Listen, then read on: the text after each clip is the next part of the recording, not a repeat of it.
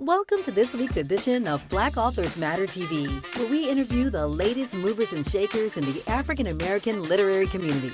You'll meet some old friends, discover new ones, and stay abreast of the latest book developments around the country and even the world.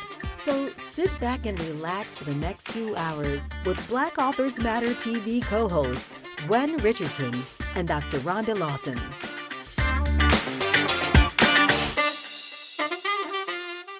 Good evening and welcome to the last edition. Oh, excuse me. Black Authors Matter TV for the month of March. I had something frog in my throat just when I was getting ready to talk. I'm Gwen Richardson, your host for tonight, although I will only be on here for a short time because I have an extra choir rehearsal tonight. And I'm being joined by my co-host, Dr. Rhonda Lawson. Good evening, everyone. And also our first guest, who is not only a friend of the show, a friend of ours, she's also one of the managers for the National Black Book Festival, and she's going to be talking about her books in the first segment, and she may also continue joining in with Rhonda, and that is the, I was going to say infamous, but incomparable Pamela Jarmon Wade. Hello, hello. So before we get started with Pam's interview, I have some housekeeping notes. Okay, as you all know, every year we do the Black Authors Matter TV Awards, and we have 2 rounds of voting. Round 1 includes every guest that's been on the show for the past year, and then round 2 are the 5 finalists for each category. So the 15 categories. The voting ends on April 2nd at midnight. And if you go to our Facebook page or our Instagram, you'll see where you can vote with the link where you can click over and vote if you haven't voted already. And if you have, you can vote as many times as you like. You can only vote from 1 IP address every day. So a lot of people have 3 IP addresses, their cell phone, their laptop, and their tablet. So anyway, vote, and your favorites could be among the finalists. And then our award show is the 2nd Tuesday in May. Also, the National Black Book Festival registration, the early bird ends tonight at midnight. So if you haven't signed up already, please do sign up. If you want to attend as a vendor, we're getting close to 70% sold. So for this October, so it's filling up fast. And also the Black Authors Matter Children's Book Awards, that process is ongoing. If you have a children's book that you would like to submit, you have until the early June to do that. So, as I said, our first guest is Pamela Jarmon Wade, and she's going to start off by telling us a little bit about her and her books. And I'm going to be signing off in a few minutes, and I will see you all next week. And you all take good care of the hosts for tonight and don't give them too much of a hard time. I have a wonderful evening, Gwen.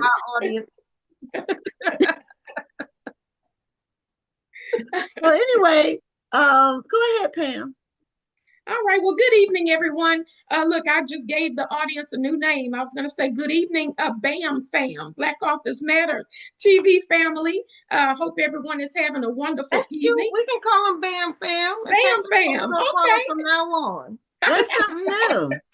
That's something new and different. I just thought of it off the top of my head there. Yeah, so hi, BAM fam. So I'm happy to be here this evening with Gwen and Rhonda, 2 of my favorite literary people, my National Black Book Festival family members. So tonight, just want to talk about my books. I have 3 children's books, and then I have 1 Christian inspirational book. So I'm just going to hold up my children's books here. I don't know if you can see it. This is The Adventures of Little Leroy, the legacy of Dr. Martin Luther King for Black history. I'm a faithful believer that Black history is 365 days a year, not just 28. And with the times that we're in now, some schools don't have libraries anymore. And, trying to take certain history, erase certain history, get this book. support this book, please, and help the children too to keep Martin Luther King and our Black history on their minds and on the forefront. Then I have The Adventures of Little Leroy, Things That Go Bump in the Night. It's not scary. It's a cute little book about Halloween. My character and his friends coming up on Halloween, and they have a few little scary things, but it's not spooky. So I like that one too. Jesus Walks on Water is my children's Christian book, inspirational book, and this just based on the Bible story of Jesus walking on water, faith. But what I really want to talk about tonight is prayer seeds. Right now, as we're into the Holy Week, let's refresh and renew ourselves. This book has scriptures, prayers, affirmations for reflections and growth. So during this time, it's always good for me to refresh and renew myself. The Bible is timeless. The scriptures are timeless. That's my roadmap. And so during this time of spring and Easter and the Holy Week, is just really a great time to refresh and renew ourselves. So these affirmations, they can be utilized 365 days a year, but this just time of refreshing and renewing. And at the back of the book, there is pages for notations of your growth so that you can chart and document your growth as you watch what's going on in your life, what you're praying for, what you're standing in faith and expectation for, and just the changes that you're making in your life as you go forward, continuing to stay in the Word of God and stay faithful and prayerful and hopeful. So prayer season. I've even got on my little t-shirt here. We can see it. No, we can see. Right. We can see prayer. We can see prayer. Okay. That's the main thing. Yes. So for those who come out to the National Black Book Festival this year in October, I will have my merch at the table. And so these shirts will also be available. This pink is popping. So, ladies, get your shirts. And books make great gifts. T-shirts make awesome gifts. So, we'll be looking for you all in October. So looking forward to seeing everybody. And my children's books will be at the National Black Book Festival in October as well. Bring the kids out for the children's festival, for the children's portion on that Saturday of the festival. Every year we get bigger and better.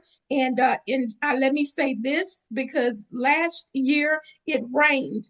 The rain doesn't stop us. We're kind of like the mailman. We do what we do, whether it's raining, sunshine, and I don't know about the snow, but we probably would do it in the snow too. Well, if it snowed here in Houston in October, then that's the end times. Yeah, we don't need you wishing snow in October in Houston. So don't even talk like that. No, normally it's 80 degrees. So just letting them know we are going to be at the church ready and willing and able and waiting for the children to come have fun, meet children's authors. Some of them are from other states within the United States. A lot of them are local right here in Houston. Get, face painting, balloons, giveaways, picture taking. And, I'm always excited when I see a kid meet a children's author, especially if it's their first time actually meeting the author of the book. And they're just so excited, and I get excited about it too. You're one of the you're kind of a fixture when it comes to the National Black Book Festival. You host the dinner on the night before, and yes, you also host the children's festival, and I think you also do a couple of other activities throughout the festival as well. What are some of the other activities that you do? Oh, well, I assist wherever we need, wherever there is a need. Mary Evans, she's a children's author also, and Dr. Shalita Anderson, and also Rhonda Jackson Garcia, and one other, Brenda A. White. Yes. We are there. We're there doing whatever needs to be done. We do workshops. forums. We assist, for the celebrity authors if we're needed to do anything. We're there to help out and make sure that the festival goes smoothly and that all of the patrons and the audience, the readers that come out, that they have a great time. Now, one thing people don't realize is, it's a huge festival. There are over Yes. 100 authors who participate. And I don't think people realize that even though there are 100 authors who participate, you can't just come in and say, okay, there's 100 authors there. That means that it's going to be all kinds of people coming in. You can't depend on just because there's 100 authors there that they're going to bring in all the people. Everybody has to do their part and promoting that they're coming. So what are the things that people can do to promote their appearance there? Oh, well, we would definitely want other authors to post on their social media about the event, whether it be Instagram, Facebook, TikTok, whatever they do. If they have an audience built up where they send out newsletters, just talk it up, advertise it, because they're advertising not just the festival, but themselves as well. Right. And so, and no matter, even if that author does not live in Houston, they should still promote the event. No matter whether they're in Texas or outside of Texas, so promote it, promote. Word of mouth is awesome in, letting people know what's going on. And for the authors that live here in Houston, they definitely should be doing it. We have such an awesome asset like this right here in our backyard in Houston. Amazing event that happens every year. So, definitely they should do that. How long have you been participating with the festival? Oh, wow. It's been about 14 years now. Wow. Maybe 15. It was going on in the DoubleTree Hotel in Houston when I first started attending. So when it was at the DoubleTree, I was not a co-manager or anything at that point. I was just an attendee. And then from that point, I became a vendor doing my book signings and things as well. And then started volunteering as well, just helping out because, I love what Gwen and her husband has done with the National Black Book Festival. It's awesome. I do believe that, kids, reading is power. Reading is awesome. We need to promote literacy because, when you talk to school teachers or people who are in the education field, you find out people that, the grade levels that you think aren't reading or can read at a certain level, they're lacking. There's a deficiency there. And so, we want to continue to promote reading and books. And books are awesome. Stories are awesome. When you come to the festival, you got so many different genres to choose from. You got business, you got autobiographies, you got the children's books, you've got the faith, you've got education, you've got sci-fi, you got romance, you name it, business section. We got some of everything. So, if for all those readers, your needs will be met. The authors are there. Just, come on out. This is true. Do you have a favorite moment that you can remember? What is your favorite moment from the National Black Book Festival that you can remember? Wow. Well, I'm going to say my most favorite moment first. My most favorite moment was when my cousin Kwame Alexander came. That was my favorite moment. Of all times, because our family, we're so proud of him. He's done amazing things. I remember when he was just doing poetry, and who knew that things would go to the level that they're at now. But I knew he was destined for great things. He just had that aura about himself. You could just tell. And then I guess the other connection for me was I was already I started with poetry, before I went into children's books and the Christian inspirational. My very first thing was poetry because in high school I was in creative writing, and then once I got junior high was creative writing. High school I went into journalism, but still within the writing field. But it's been so many amazing moments. Roland Martin, when he came, that was awesome. We love Roland Martin here in I Houston. think that was before me. Huh? I think that was before me. No, no. When I think the last when Roland came, I think you were there. I'm not Interview Merlin Martin. You don't remember it? I don't. You might not have been interviewing, but I thought you were there. No. Okay. Okay. Mm-mm. Well, yeah, that was an awesome time when Roland was there. But it's been so many celebrity authors. I mean, gosh, when the model, I think her name is Beverly Johnson, she had a I book remember out. Beverly Johnson too. Yeah, Man. Beverly was awesome. So I'm that so was mad. awesome. And then Eric LaSalle, that was a great time. Okay, now that was last year. Yeah, well, he's been there, I think, twice. Okay. He's been there twice. So when he came last year, I was real busy. So I didn't get to sit in on his workshop, didn't get to really interact because I was busy with some other things around the festival. But the first time he came, I was able to have that time and sit down and listen to him talk about not only his writing, but his acting. And, I always remember him from Coming to America. Everybody's always going to remember that. That's iconic. It is. It is. And then the actor from Greenleaf, I think his name in Greenleaf was Uncle Mac, but I can't. Oh, Kevin. Keith. I cannot think of his name. And yeah, but the one that played the uncle in Greenleaf. Yeah, I know exactly who you're talking about. Yeah. I can't think of his last name, but I think his first name is Keith. I can't think of his last name. When he came, that was awesome. Every time is awesome, but it's just been so many. I thought you were going to mention when Omarion came, when we had to go knock on that man's trailer. No, you who had to go, who went with me and had to go knock on his trailer door? I did not. Somebody who went with me and had to go knock on his trailer door. I was like, are you coming to do this interview? They were like, just let us know when you're ready. And they gonna close the door. I'm like, man, we book people. We're not beating on your door like that. Yeah.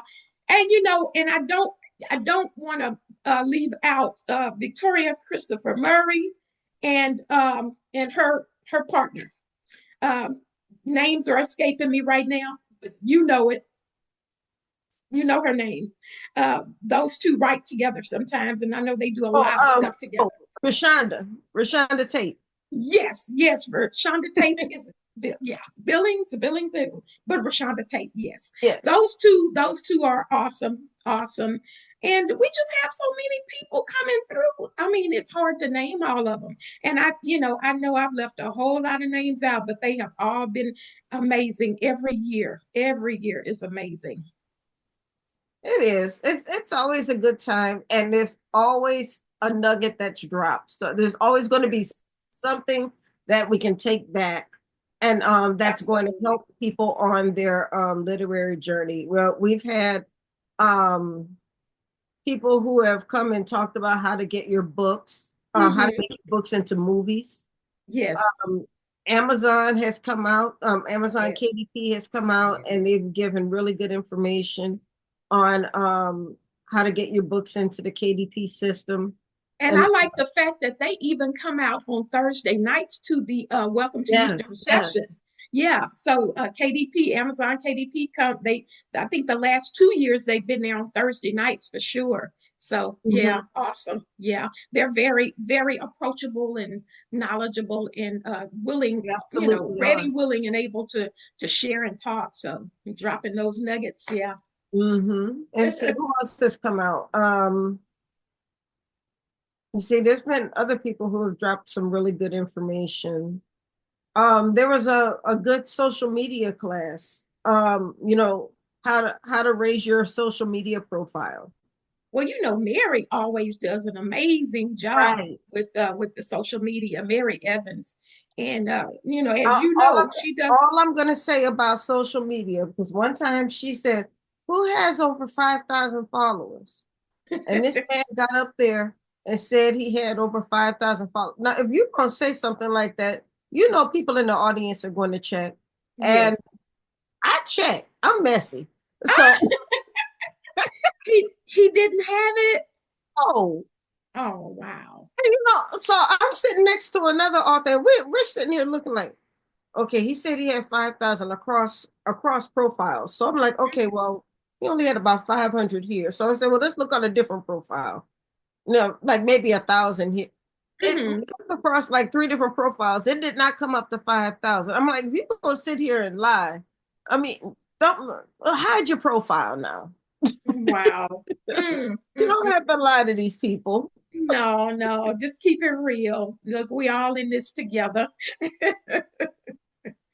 Yes, all in this together. But yeah, Mary does a wonderful job. So, Yeah, and she's another person who loves to share knowledge and information. She is I mean, she's just so giving. she So, is. She uh, is. any, And I love that. I mean, I have really gotten to know you and Mary and Shanita, so many people. I mean, I've gotten to know you all through the show and through the festival.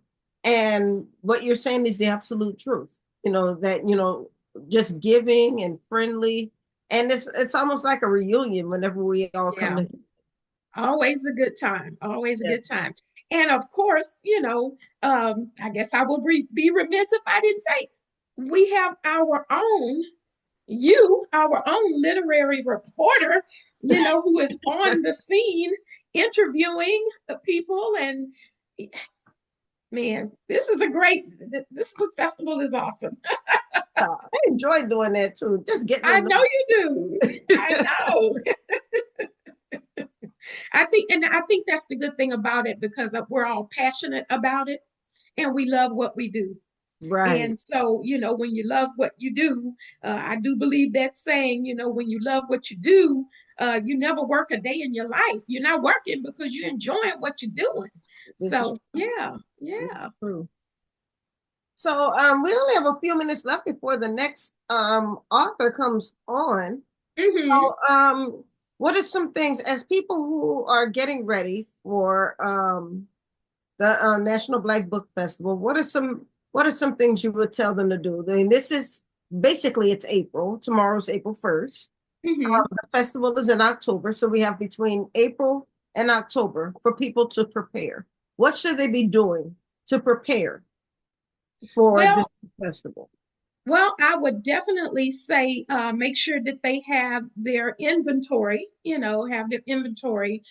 prepared, together. Don't wait until the last minute because anything could happen. So, have their book inventory together. Make sure that they are promoting. Usually, I know Gwen will have some flyers curated and drafted up for the authors that are participating. Start getting those out. Don't wait until October.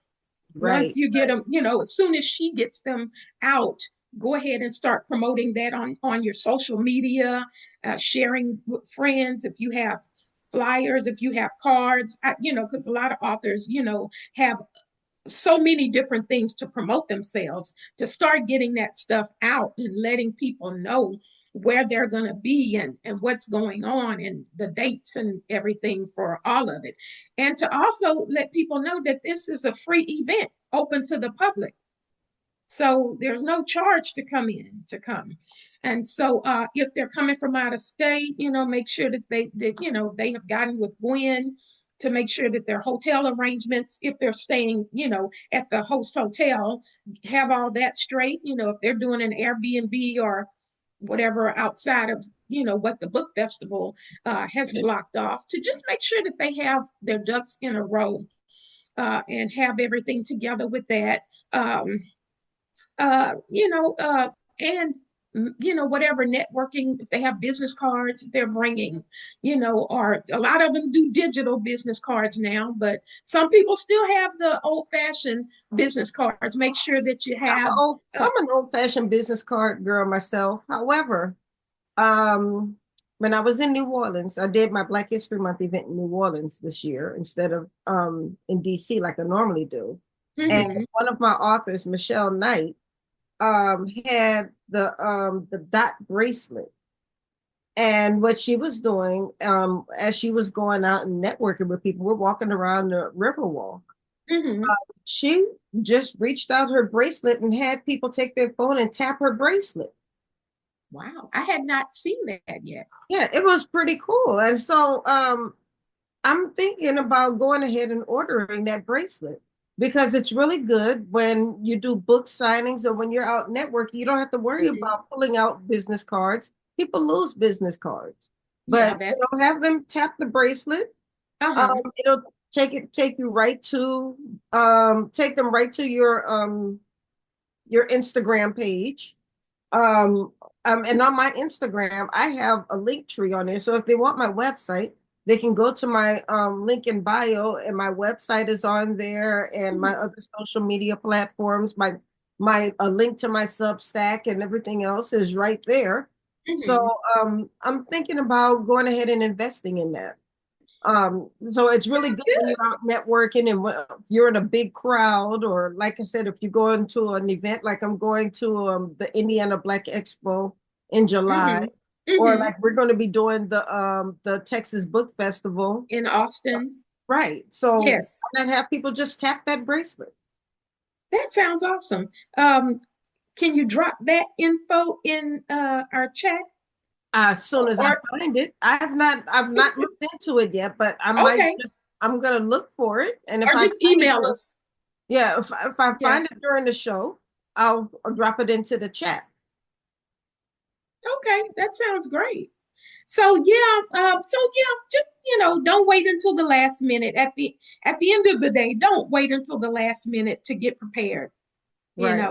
And another thing that I would say, if you don't live in Houston, but you're going to be signing books in Houston, and if you're going to be doing advertising to let people know that you're going to be in Houston, why not do some targeted advertising? When I know I don't live in New Orleans anymore. So what I was doing is whenever I posted a TikTok or an Instagram post, instead of just posting it, what I did was I put, instead of making my location here in the DMV, I made my location New Orleans. So that way more people in New Orleans would see the location. If I decided I wanted to do paid ads, I made sure that I targeted people in New Orleans because I wanted more people in New Orleans to see it. So the same thing. Do the same thing in Houston. If you know you're going to be in Houston, target more of your social media to the Houston area. Don't just do it in downtown Houston because this event is nowhere near downtown Houston. Yeah. So do it in northern Houston where the event's going to be, because you want more people in that area to see it, because those are the people who are going to come out. Well, and believe it or not, a lot of times I talk to authors who are coming from out of town, but they have relatives that live here. Yeah. And so, if people have relatives or friends that live in H-Town, hey, get them on board too with getting the word out. Why not? Yeah. Word of mouth is a wonderful thing. It definitely is. It's a powerful thing. Yes. So, Pam, are you going to hang out with us? Are you going to hang out with me while we talk to the other guests?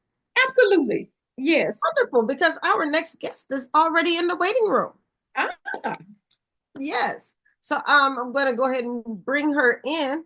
I'm hoping I'm going to say her name correctly. It's Terah Harris, or is it Terah Harris? I'll find out. There she is. Hi. Hi. Oh, wow. I heard her, but she's muted. Okay. How about that? Oh, there we go. There she is. Oh, that was you who said hi, Pam. Yeah, I said hi, Oh, but I can hear her now. okay. Okay, how do I say your first name? Is it Tira? It's Terah. Tara. Okay. Hey, Terah. Tara. Welcome to Hello. the show. Welcome to Black Authors Matter TV. Thank you. Thank you so much for having me. Well, thank you for being here. So it's going to be me, Dr. Rhonda, and it's going to be our special guest host tonight, Pamela Jarmon Wade. Gwen Hmm? had another engagement tonight, so she won't be able to be on the show tonight. So Okay. you're stuck with us tonight. Okay. I wouldn't say stuck with y'all. I have the pleasure of being with you two tonight. And we're happy you're here. Thank you. Thank you. Yeah, so first of all, like I said, welcome to the show. We're very happy to have you. I was kidding. We're going to have a really good time tonight. Of And course. so we're going to be talking to you about your book, Where the Wildflowers Grow. Hmm. So first of all, tell us about the book. So the book is a contemporary fiction novel that's centered around the main character, Leandra Wiles. And so at the beginning of this book, Leandra Wiles is on a prison transport bus, and the bus that she's on careens off the road and kills everybody on board except for her. Oh my And goodness. so she's at the bottom of this ravine and she realizes that, oh no, this is the second incident that has happened in her life that she was the only survivor left. And so she realizes that her father was right because her father raised her and her sister Lila to be survivors. They lived off the grid. And so she realizes in that moment that she's never really lived a life and that she's only lived a life of survival and never lived a life. So she makes a very tough decision that she's not going to wait for the prison officials to find her, that she is just going to walk away from this bus crash and begin living her life. And as luck would have it, she meets a hunky flower farmer named Jackson who Wait, a offers what her kind of a hunky flower farmer, a Hunky good-looking flower flower. farmer, a good-looking flower Oh, Oh, farmer. okay. Hunky, yeah, a good-looking flower farmer Yes. who offers her a job on his flower farm and in rural Alabama. And so she thinks that this is the perfect place to hide out because this location is very rural. And so she thinks, okay, I'm going to hide out here until I can figure out my next steps, what I'm going to do. But what she doesn't expect to find is the family of men who live there who have also dealt with their own childhood traumas. And so there she undergoes this journey of self-discovery and healing from the things that have hurt her. And of course, she falls in love with Jackson, the flower farmer. And then by the end of the book, when tragedy strikes again, she has to decide what it is that she can truly survive. Sounds like an interesting story. And first of all, the fact that she's been the sole survivor twice in her life. Yeah, yeah. So the theme of this book is grief. And so it is centered around two very specific types of grief: survivor's guilt, which she has, and also complex grief. And the complex grief is the grief of, regular grief is when you grieve someone that you love, your husband, your mom, your grandma. But complex grief is that difficult part of grief, of grieving someone who has hurt you. And who will never be able to give you the closure that you need, that will never give you the forgiveness that you seek for, and will never be able to say sorry. And so she's dealing with that with her family. There are two thinly veiled mysteries throughout this book. Is why Lee was in prison and what happened to her family. And so that is like the main plot of this book. So that's the thinly veiled plot, but it is a character driven book about, finding your way and healing from these things that have hurt you. it sounds like a must-read book. Thank you. Thank you. Oh, can I ask a question? Yeah. So since it's dealing with grief, is your background in grief? Do you grief counseling or anything, or how did you research your book to deal with the grief? Yes, I work with a grief therapist to make sure I got this grief correctly. These two specific types of grief that Lee suffers from is not any type of grief that I know anything about, and so I wanted to get that right. And so we work with her, I work with her to try to figure out, how to accurately portray Lee, this character of exhibiting this type of grief. So it's not, I mean, and then Lee was a tough character to write because she's not trusting. She's not a trusting person. As someone who has been a survivor her entire life, she is used to the next thing, surviving, surviving, surviving. And so when she arrives on this flower farm with these guys, they're open and she doesn't know how to accept that, and that is just I want to write her as close to what and be true to with the grief and be true to the trauma that she had. I think it's interesting and very important that you chose to talk to a grief expert when writing this story, because that's something that a lot of authors may not have thought to do. They may have maybe read a few things and thought that they could maybe put the details in, or they might go with some details that they thought might be interesting to put into the book. But the fact that you decided that you needed that extra layer, and that would be a layer that maybe a grief expert would know to put in, something that we as a layperson may not think about, is very important. And it actually puts an extra layer of realism into your story. Yeah, I mean, you as a writer, I want to get the details correct. That's the research is one of my favorite parts of writing a book is doing the research to make sure that I get things right. And especially when you're dealing with a very sensitive topic like grief, that is definitely something that I feel like you want to work with people and make sure you get that right. So I think that's one of the things that people have been loving about this book and the reactions that I am receiving and getting from people is that we got that right. Like this is right. And I think I attribute that to a lot to just working with this great therapist. Do you have a copy of your book close at hand so you can let us see your cover? This is they're here. This is the book. Okay. And then this is the standard edition. There's a deluxe special edition, and that special edition has these edges. Oh, okay. Nice. Oh, okay. Can we get a closer look at the edges? So this is the book, and then those are the edges. Beautiful. Oh, wow. Now I have not seen I haven't seen any books with edges like that. That's seen nice. Unique. I have seen books with those edges, and not a lot of them, of course, but I have seen them, and it adds an extra layer to the books. I think they're gorgeous. It is a beautiful book. They did such an amazing job with these edges, and I'm really proud of it because contemporary fiction, our books don't normally receive edges. A lot of these books with these sprayed edges is really reserved for like fantasy, historical books. Very rarely, I mean, and even romance, but contemporary fiction books rarely get this special, treatment to it. So I was very blessed to receive that. Wow, nice. Now, are you one of the are you coming to the festival this year? Are you one of the participating authors? No, I'm not. No. Well, consider it. Well, I need to. When is the festival? It's in October. What's the third? Is it the third week or the third fourth weekend? Yeah, third. I think it's the third. Forgive us. I have to look at the calendar to tell you the exact date. I have to tell you right now. Hold on. Okay. And while she's looking that up, and where is it being held?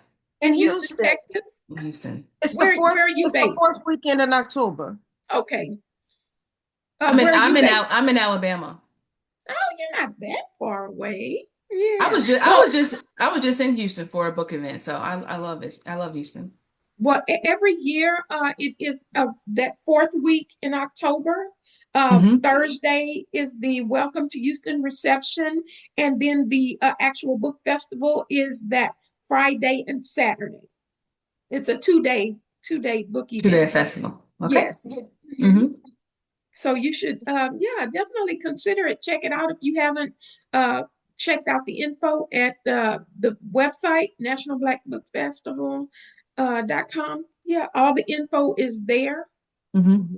for the Okay. registration fees and all the details. Gwen has everything there. Okay. I will definitely do that. Pamela pitching. Hmm. Well, that book sounds really good. And then when she held up those edges, I'm like, oh my goodness, Yeah. we Yeah. we The would love to have edges, her I'm there. telling you, the edges are beautiful. And Yeah. the flower, well, of course, I mean, it's where the wildflowers grow, but and then with the flowers being painted on, that looks very intricate. Thank you. Yeah, they did a good job. I mean, it's just kind of like a continuation of like the actual cover that just kind Hmm. of wraps around. So yeah, we're very happy. This book is a special edition. So, and I just received word that we are nearing the end of that print run. So Hmm. when they're done, exhausted, there will be no more of this one, of this particular special edges. There will only be the regular one, the regular book without the edges. And there's a And pricing difference, I'm Nope. guessing, between the two. No, There's not. nope. Oh, No pricing difference. They're the exact same. oh, is it then a, let me get my floral edition.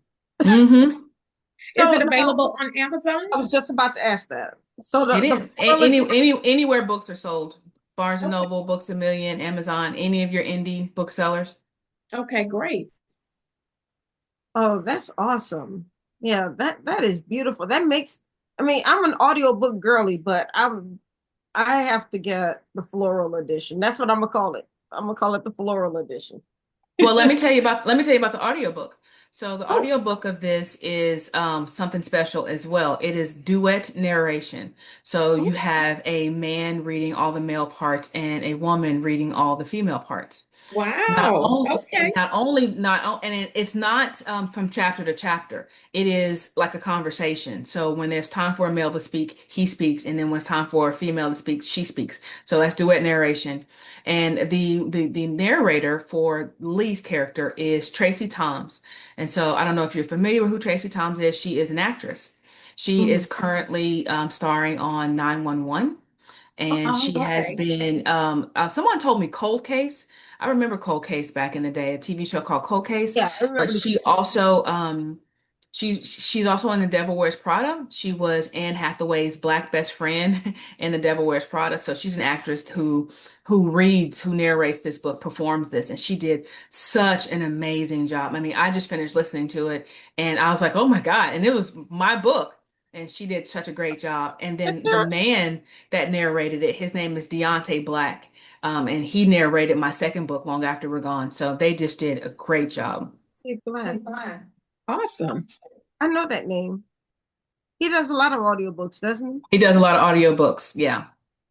Okay, I think I know. I think I know that name. I think I've heard some of his work before. See, now Hmm. you have me messed up. I was saying I wanted the floral edition, but now I think I want the audiobook. See, you done messed me up, You know, girl. you could do immersive reading and you can just do both. I know, right? I mean, you can have the book out and listen to it and kind of flip through at the same time. And see, now I'm one who likes to have a book in my hands. I love my book in my hand and being able to highlight different things and refer back, especially if I'm trying to tell somebody about the book and a certain scene in the book. But Hmm. by you telling us about the audio, because I'm not into the audio books yet, now you've got me wanting to check out the audio. And if you are an audio, I'm an audiobook girly too. And so but duet narration just was so good. I love duet narration. So this is a really good audiobook. Awesome. So, now you mentioned earlier that it's kind of a mystery why she was in prison. Is that mystery ever revealed? At the end. Okay, so At the don't. end. And it's I don't want to spoil it for anybody, but it's kind of she opens up and slowly when she arrives on the flower farm, she is just like this closed off, she has all this armor on to protect herself. And the longer she's there, the more she starts to open up. And the way this book is structured is in the very beginning, in the prologue, you find out that she is speaking and she's telling the story to someone. And so you are reading to try to figure out who she is telling this story to. And of course, you don't find that out to the very end. But Mm. as she is telling this story to this person she's talking to, and when she gets on the farm, she starts to slowly open up about what happened to her and her life with her family and what happened to them, and then why she's in prison. So It it's like there's a couple of different stories within the story, it sounds like. Very much, very much. now And one of the things I'm sorry. do you have thoughts or goals of maybe turning this book into a movie at some point? I have a film agent who is amazing. But I leave that to her because, Mhm. I'm an author. I love just writing books. And, it's Hollywood is, especially now, very tricky to navigate. It's very difficult to get something optioned. It's very difficult to get something greenlit if you do. I've had projects of option before, but it's very It's difficult sat to there, get right? things. I'm sorry? I said sometimes it's option, but it'll sit there. And It'll just sit. because it's And option so doesn't mean that it's actually going to go anywhere. that's right. And so to me, I mean, that's her job. Her job to sell it. My job is to write the books. And so Okay. if it happens, I would love it. This book would be so beautiful on the screen because it takes place on a flower farm. And so you Mhm. can get a chance to see like the flowers, like this beautiful farm. I can picture this big country background with these flowers and this big blue sky. I mean, it'll make the perfect movie. But, you know, Hollywood is tricky right now. Yes, it is tricky. Now, this is a pretty thick book. How many pages is it? It's over 400. Wow. I am long-winded. Well, I I wouldn't call it remember. long-winded. There is an audience for longer fiction. It And 400 458. wow. So and that 458. was actually going to lead into my question because there's an audience for longer fiction, and but for a while there was a thirst for shorter fiction. Did you ever consider, and I think your other books are actually longer as well. They're Um, all about the same. Yeah. yeah, did you ever consider writing shorter stories, or have you always said my books are just going to be longer? My books are just going to be longer. I just if there's a story that needs to be told, and if that is told in 75,000 words, great. But if you need to tell it in 100,000 words, then that's fine too. Um, I don't limit myself. I of course this particular book is the longest one that I've written. And Mhm. but I tell people this book is not a race to the end. It is not designed for you to try to hurry up and read it in 24 hours, even though some people have been reading it in a day or two. It is meant to be savored. It is meant for you to go on this journey with Lee and her healing journey. You are meant to, the beginning of this book opens with Lee in the water because the bus has careened off the road and crashed into this river. And so she is drowning when this book opens. And so you are meant to go on that journey when she saves herself from the bus all the way to the very end. And it's not meant to be read. It's literary You fiction. you So shouldn't it's rush. meant to be savored and it's meant for you to fall and kind of go in with the language. So it's meant to be read slowly. So how long, I'm curious, how long did it take you to write that book? It took me about 4 months to write, which is historically very fast for literary fiction. Hmm. But the book itself had been it had been in my head for up to a year before I actually started writing it. Hmm. I like to tell people that my stories come to me, I don't go to it. And so pieces of Lee's story, pieces of this had started to drop into my head as I was writing. I mean, when I was finishing up my second book. And so I just kind of store that. And so when it's done and it's time for me to write, I can write it somewhat fast because it's been living inside me for so long that it's time to come out. Hmm. But one thing I like about longer stories is the journey of writing it. Hmm. Sometimes you feel like you're spending time with these characters when Hmm. you're writing the story. And Hmm. half the fun, for lack of a better term, is actually writing the story and spending time with them. And it's almost a letdown when you're actually done with them. It's so amazing that you said that because I cannot tell you the number of people who I met on the road that said, I just did not want this book to end. And that is a testament to what you just said because you're meant to stay with Lee. You're meant to watch her heal and get to know her and the guys on the flower farm. And so when you get to the end, you're like, oh, you've fallen in love with these characters. You've been with her. This book takes place over 9 months. So you've been with her for these 9 months of this and you've watched her go in that was in survival mode and then you watch her come out of survival mode, and fall in love and experience the joys of life where she only knew, the hardship of life. And so by the end you're like, I don't want to leave. Like I want to stay here on this flower farm forever. So that's amazing that you said that because that's exactly it. Yeah, I love that. I mean, um, I think earlier in my writing journey, I was writing longer stories, and I actually want to get back to writing longer stories because of just that reason. Hmm. Writing the when you're writing a longer story, you're spending time with them. You're thinking about them. You're thinking about them like they're real people. Hmm. You're like, okay, what's going to happen to them next? Right.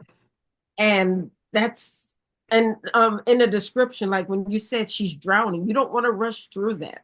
Right. You're experiencing that and you want your reader to experience that as well. And if you rush Right. through the scene, you're actually shortchanging the reader because the That's reader right. experience that as well. That's They need, right. they need to feel what the character's feeling at that time. And when you rush through that, the reader can't experience that. That They is don't know what the exactly that is person's going through. That is exactly correct. And this is more literary fiction. Commercial fiction has a plot, that you're trying to find. The plot like there's a bomb on the bus and we have to figure out which bus it is. But literary fiction is more character driven. It's more about the people and the characters and getting to know them and building up their story. So this is more of that literary than commercial. So you are meant to get to know Lee better and the guys better. So by the end, you have this connection with them. Mhm. We do have a couple of questions in the chat. Both two of them from Leandra asked you. The first question she had was, "What was the inspiration for your story?" And then she also asked about where she can get the book with the special edges. And you already answered that question, but if you want to touch on, just kind of remind her where she can get that book, and then if you can talk about the inspiration. Yeah, first of all, her name is Leandra, which is the main character's name. Her real name is Leandra Wild. So it's just crazy that a Leandra would ask that question. It is Um, cool. But the books can be found, the special edition can be found anywhere. Barnes& Noble, Books A Million, of course, Amazon, and of course, any of your independent bookstores for now. And like I said, get them before they sell out of them. As far as inspiration, so there are two real life pieces of inspiration that came to me. I read an article about an 18-year-old girl in Colorado who did not exist on paper. And I Mhm. thought, how does a person not exist? And turns out this 18-year-old girl is a non-entity. And you become a non-entity when you are born off the grid and your birth is never reported. So when you are born off the grid, your family has 10 days to report your birth. And if your birth is not reported, you do not receive two very important documents, a birth certificate and a social security card, which, as we know, we can do nothing in this world without those two things. And so, therefore, in the eyes of the government, this 18-year-old girl was invisible. She didn't exist. And this girl just wanted to go to college. She just wanted to apply for financial aid to go to college and get a driver's license. And so I thought that was very fascinating of a character detail of someone not existing, physically existing to the in the eyes of government. And so I kind of tucked that away in the back of my mind. And then I read this interesting article about this man named Bobby Love, who was a convicted armed robber from prison and lived like the next 30 years of his life. He got married, he had two children, he became a deacon in his church, until one day the police found him and he got a knock at the door and his wife answered and they asked for him by his real name. And she says, "Oh, there's nobody here by that name." And they said, "Oh, yes, he is. It's him right there." And so I thought about what is that like for a person to be this escaped convicted felon, but yet on the run and knowing at any moment that their life could change, the police could be there. And so I just kind of merged those two real life stories together to create the basis of Leandra, my main character. Interesting. Now, I will say that she did know that she said that she was excited to see that the main character shared her name. She said she never sees her name anywhere. And Right? that she said that it's superb writing so far and that she can't wait to finish the book. Oh, thank you. Thank you so much. Thank you. So, I mean, how does it feel when it never gets old as an author when people praise your work, so to speak? Yeah, it never gets old. And for me, I don't read any reviews or anything. So anything that I know from any feedback I get is from, talking to people, like when I go do my events and stuff, and people coming up to me, or people DMing me and telling me how much they love the book. That's awesome. Pam, do you have anything else? Any other questions? No, well, I do have one question. How many books do you have published? 3. This is my Three? third one. Yep, my Okay, third all one. right. Well, this one sounds very, very interesting, and Thank you. I will be adding it to my library so I can read it. So Thank it's on my you. list. Thank you It's on so my much. list. Thank you. I appreciate that. Yeah, I'm excited about it. This really, really sounds like a good book. But see, now you have me in this conundrum. It's like I said, I wanted the pretty book, but now I think I want the audio book. I don't see it's a conundrum. I see it as a very simple solution, and is that for you to buy both. And you just I buy might both have to do that. and do immersive reading. Or well no, because then you won't have the beautiful edges. I just say do the beautiful edges and the audiobook and do an immersive reading. So You know what? That just might be what I have to do. that's it. That's it. That's what I would do. I mean, I Okay. have a lot of my writing friends, I have their books in multiple formats. So it's not uncommon for me to have your book in like 3 different formats, like the Kindle version, the physical book, and the audio. So You're a good friend. You're a good friend. I mean, my family, I'm doing good if they buy the book. oh, I try my best to support my friends. And then, Kindle, Amazon Kindle has these sales. Not just Kindle, but it's just Kindle, Amazon sales, Kobo sales, Barnes Noble, $1.99. Books go on sale for like $1.99. And that's how I buy a lot of my ebook Yeah. books is that way.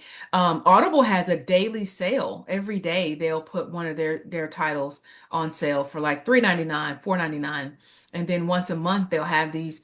They just had a 2-for-1 Audible sale. So you can get two audiobooks for the cost of one credit. So this is how I keep my library up. Yeah, I need to do that. Every once in a while I catch the Audible sales. Uh, Hmm. I do try to keep my Audible up because I'm reading a book now that's pretty good. Um, I like to listen to my Audible books when I'm driving. Like I live in the DMV, so everywhere you go when you're driving in the DMV, you're gonna be driving for an hour. It doesn't matter where you're going, at least an hour, sometimes Hmm. two. Hmm. So I listen to my audiobook and I just drive. And I had to go pick up my wine orders on Saturday, so I threw my audiobook in and just started driving, and I enjoyed myself listening to my audiobooks. Absolutely. That's what I do. But Hmm. it's just about, well, 9 o'clock here in the DMV. I don't know where you say you're located in Alabama. Alabama. Hmm. Okay. Hmm. So if you can remind us how we can reach out to you, where we can find the books.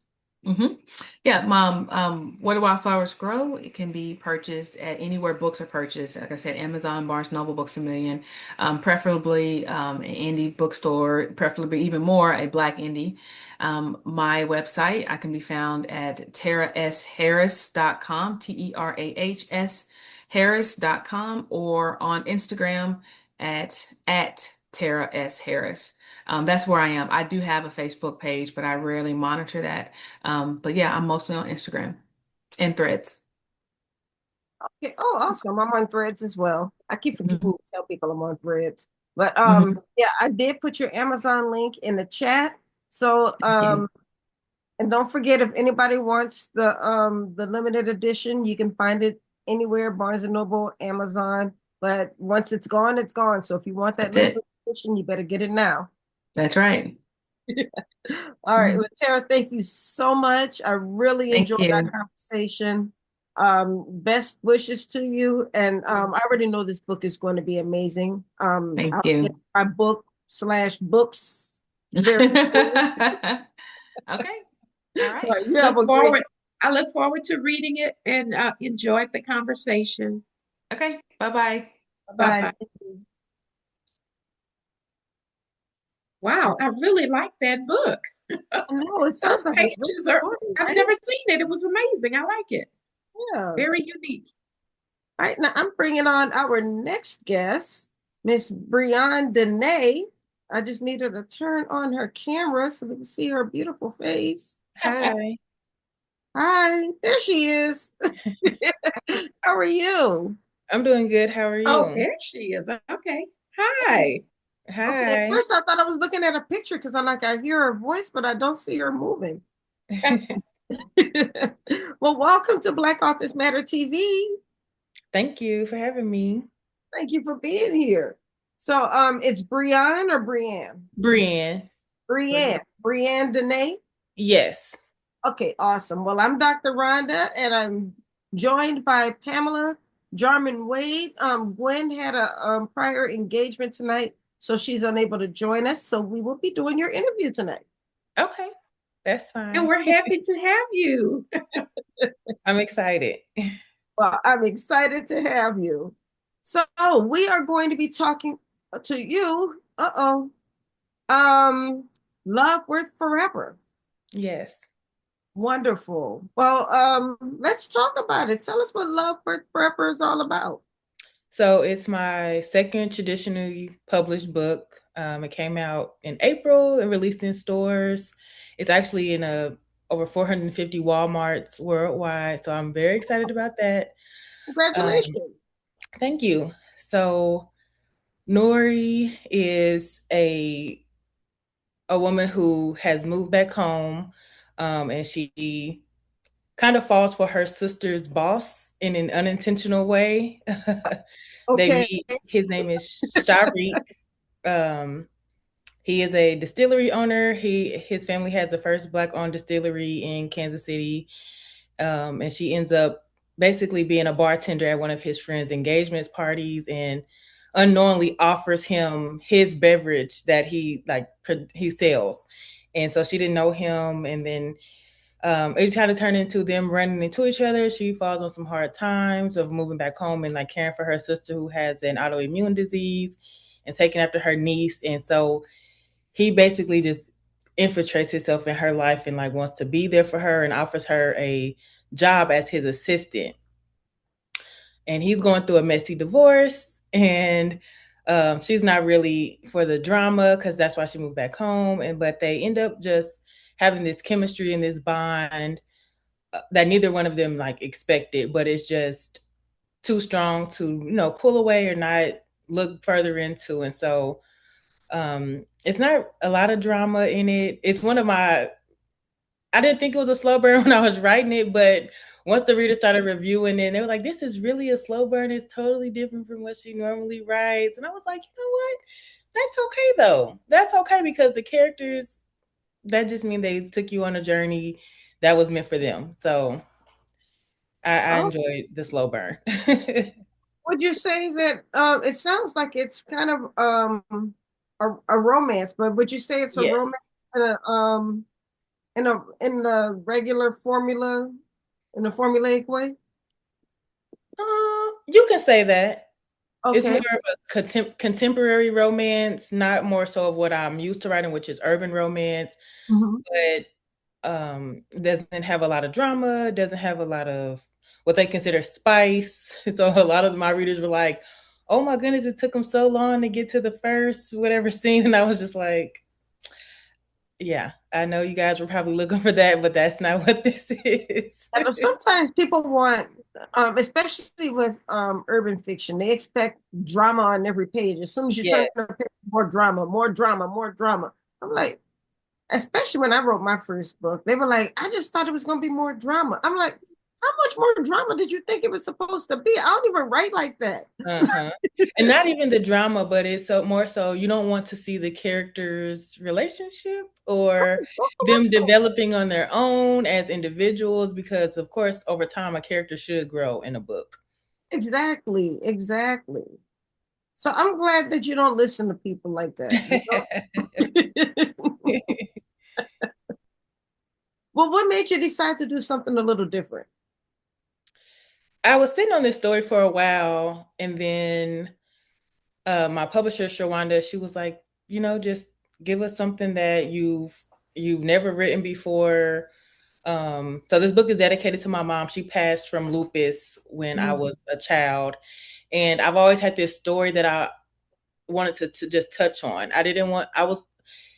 Originally I was supposed to kill off one of the main characters. The sister is supposed to pass from lupus in the book, and I was like, oh no, that's just, I mean, it could still be happily ever after with the main characters, but I'm like, that's not, I don't want that for the readers. So, but it was also to bring awareness to lupus, and also how a family member is taking care of someone so close to them and being the caregiver, really when they're not the caregiver, but they also need that love as well. Like, sometimes you feel like you are overshadowed or overworked or just overwhelmed with everything in your life, and then you have this, not this man come save you, but you have people in your life who actually care. Like her friends took care of her, made sure she was sleeping, making sure because she lost her job, and so she was just, it was a different take on. I always touch on people who have just big hearts and probably get the short end of the stick, and so I always try to put characters in the book, side characters surrounding them, to let them know, like, hey, you are loved, you are appreciated, like we see everything that you're doing. And so I wanted people in real life to know, like, hey, yes, you may be taking care of your mom or your grandparent or someone who you didn't have to take on that role, but I see you, we see you, you are appreciated. Very, very good, very good. Pam, you have a question? Um, well, no, I mean, I'm feeling what she's saying because I have three family members who have lupus, but Mhm. and it's been, just looking at all three of them, each one of their journeys is totally different, Yes. even though they have the same, sickness, but it doesn't affect them all three the Mhm. same. Right. Mhm. So, but just, listening to you talk about your character. But since you didn't want to kill the other character off, does this mean that there may be a sequel to this book? I With haven't what? thought about a sequel, but I wouldn't mind touching on Natalia, that's Nori's sister who has lupus. I wouldn't mind touching on that now that I've gotten over the hump of actually writing about it. 'Cause Mm-hmm. sometimes it could be just a little nerve wracking, and you don't want to misinterpret or misappropriate anything, Right. because you don't know everything about autoimmune disease. You can only do so much research, but Mm-hmm. I feel like I did it justice. But if readers ask, or it comes about that a second book is discussed, then I wouldn't mind. Yeah, sometimes a sequel is determined by how much readers ask about a character. And not even the readers. It also depends on the characters. I don't know, people who aren't authors, they say, "What do you mean the characters aren't talking?" Not Yeah, talking. sometimes the characters do talk. But like Uh-huh. with my first book, Cheating in the Next Room, um, people were asking about a character I didn't even think that people were going to ask about. I thought that they Mhm. were going to ask about one character, but people kept asking about Alexis. I'm like, they were like, whatever happened to Alexis? I want to see if Alexis became a doctor. I want to see how she turned out. Alexis this. I'm like, I thought y'all were gonna be asking about Andrea, and everybody was asking about Alexis. So Alexis wound up being in like three more books. Like, okay, I guess she's gonna be my core character. And I know this is an interview for me, but early on you said the readers was like, "Oh, there's not a lot of drama," but the title of your book is "Cheating in the Next Room." And that's what I'm saying. And they told me they thought it was gonna be more drama. I'm like, there's enough drama in this book. The title itself has me very intrigued. Very. It does, right? So I will be going to go look that up. It's so funny. Well, if you do look it up and you read it, you tell me. I thought there was enough drama in the book. They talk about I guess they thought there was going to be some fighting and shooting each other. In the book. Yes, see, when readers would go from urban fiction to romance or contemporary fiction or women's fiction, their mind, it takes a little minute. It takes a little minute for them to catch on. Like, no, that's not happening over here, even though, That's why I told people, like, I don't even write like that. My characters don't do that. My characters were professionals. They were a teacher and a journalist. Most they're going to probably do is argue, throw a drink on somebody, something mild.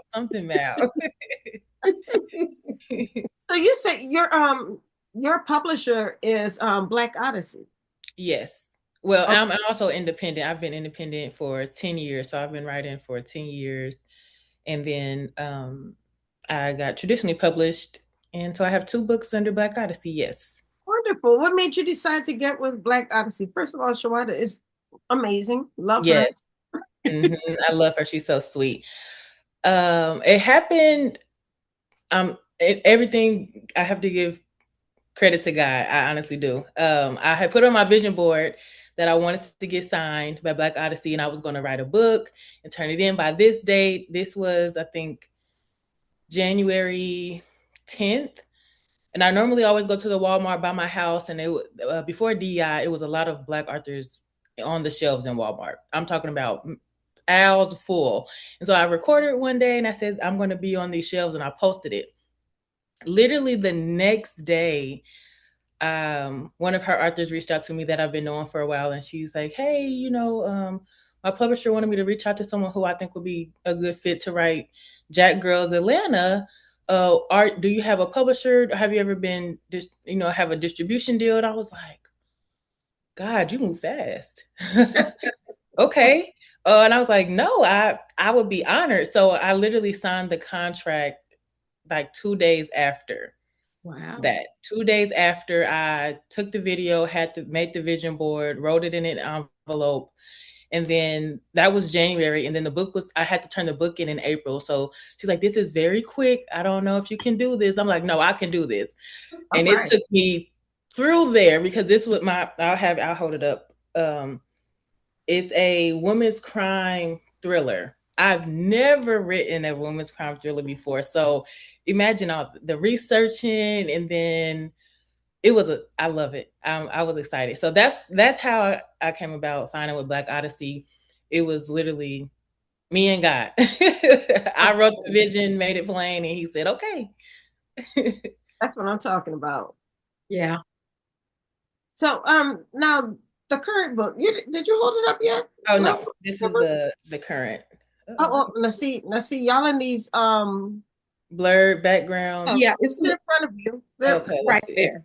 Okay. I love you. Of Earth Forever. Yeah. Okay, I see the infinity. Mm-hmm. Yes. Mm-hmm. I see the infinity charm on the necklace. Such a pretty cover, and it just looks so cute on the shelves in Walmart. All the readers were like sending me their pictures and their videos, and I was and my family that lives out of town, they're like, we found it. That's wonderful. Yes, that's a huge accomplishment to be able to get your book in that many Walmarts. It is, definitely. And especially when I was used to seeing us everywhere. So now I'm like, there's me. I left my mark. Oh, nice. Well, I'm so happy for you. Thank you so much. Yeah. What did you do? What did you do? Was that something that you and Entice, was that like a plan, a concerted plan that you wanted to do to get that book out there? No, I think the plan was to always have like any books under Black Odyssey on the shelves, and then politics happened. So the first book, it wasn't really anywhere in the stores. They kind of just had to order it off of indie bookstores or Amazon or Barnes and Noble. But then she messaged me about this one, and she's like, "Well, this one is going to." It was picked up. Basically, it was picked up, and so I guess I got, I got lucky. But I am very grateful. Blessed, Very grateful. Yes, thank you. So now I have to ask, because Entice has been at the festival before, right, Rhonda?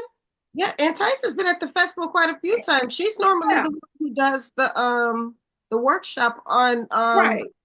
taking your book and putting it on film. I thought so. So now, with that being said, are you coming to the National Black Book Festival this year? No, that's the answer. But when is it? October. Okay, I don't have any events in October. 23rd to the 25th. Oh, my birthday is the 22nd, so I don't have any events. I normally do book events, but I also do BriTober for the whole month of October for my birthday. But I will look into. She and renamed October, BriTober. Yes. My readers already know. As soon as October 1st, they're like, "We got to save all our money for," because I release something. My birthday's in June. That sound June. I just got very lucky with that one. It's a good one. June. See, nothing sounds right. For some reason you don't make it this year, consider next year. I'd like to see you come. Yes. Next year is a full. I don't have anything on the schedule except for 11 Books, which is in LA or Pasadena. It's in California. So that's the only event. Are you located in California?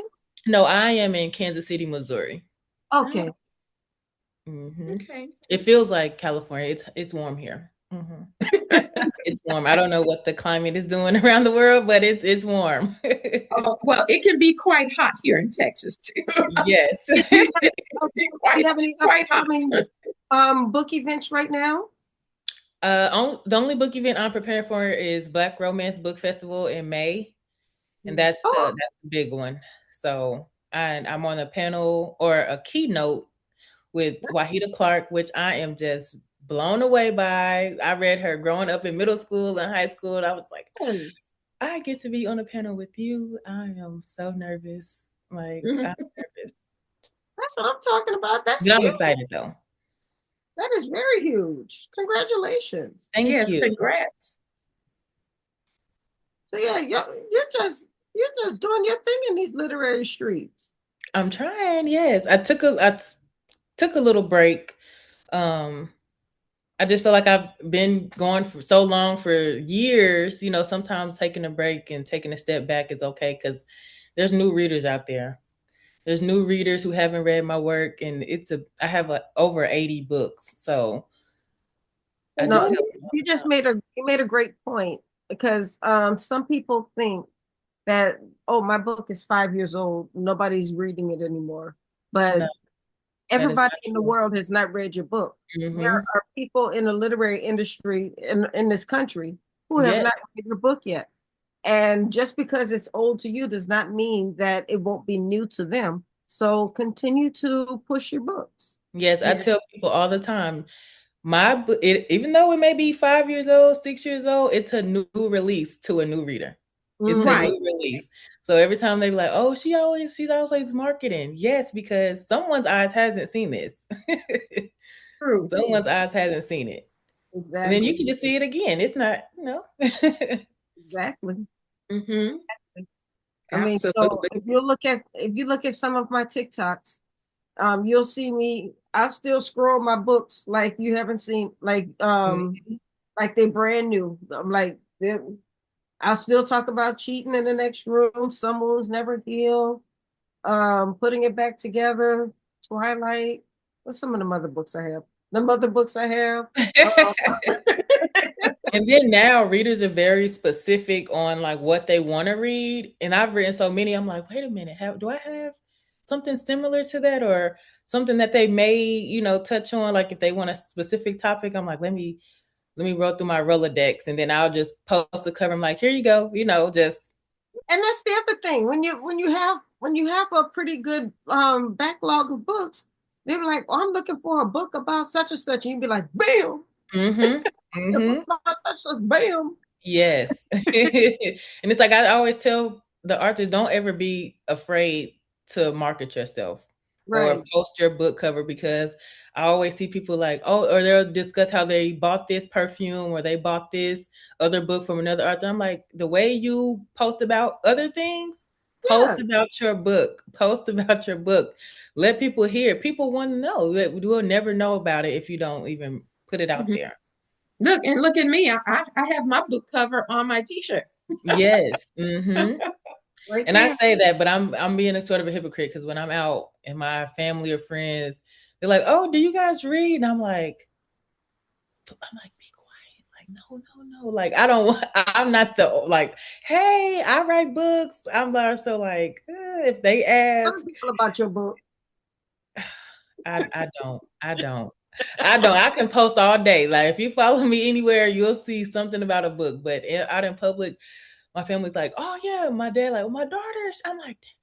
No, it's okay. Cause then they start asking questions like, oh, it's a whole thing. But Sometimes you don't want to feel like you're self-promoting. I get it. yes, that is it. That's what it But, is. what you do is just put yourself in a position to where people have to ask you about it. Like, and I was at the winery the other day. I pulled my book out. Uh-huh. My book, I keep my book here, and I took the book right here, and I had my pretend this is a wine glass. I had the wine glass right here. Put the book right here, and I took a picture of it. Click, Yeah. and people saw me doing it, and Uh-huh. they asked me I about love it. that. Yeah, I said, and so somebody asked me something. I said, oh yeah, so yeah, that's why I took the picture of my book because Yes. Mhm. so I'm gonna say things to make people ask me about my book. Now, when I'm at the post office dropping off tons and tons of packages, or people in line like, "Oh, what type of business do you have?" And then I tell them, and then that's the conversation starter because they're like, "You have Exactly. so many packages in here," and I'm like, "Yeah." So then it's okay because I don't want to just start off like, "Oh, I'm in here because of this." I got a book right. Uh-huh. You read my book yet? You read my book? Right. My book right here, right here. I don't want to just throw it out there, put in people's face if they're not even. And some people be like, "Oh, I'm not really a reader, but I'll let such and such know." And I'm like, "Oh, okay, that's fine." Get it? I get it. I get it. I do. And word of mouth is excellent Yes, advertising. it is. Mm-hmm. And the other thing we have to not be shy about is social media, because just because you post it one time doesn't mean that everybody on your social media list, on your friend list, saw it. Hmm. Hmm. Now, the So only social media I really don't like is TikTok, and I know it's a lot of readers over there, but I just don't like TikTok. Why? Why do you not like TikTok? I don't mind like being on it for purposes of just watching certain, things, trendy things, but I don't think that I get the outpour or views or audience like I do on Instagram. Oh, okay. Okay. that's I, true. and I think my platform on Instagram is much bigger. Hmm. So in TikTok, you really have to do video, like you have to do so much more. I feel like it's just so much more content creation, um, really being in the like your face being in the video. I'm not a get in the camera type of girl. Like I'm just not. Okay. I'd rather do graphics. So I think Instagram is more graphic Hmm. based app, and then TikTok is selfie videos, lives. Okay. I got So you. I let the readers handle the TikTok and all that.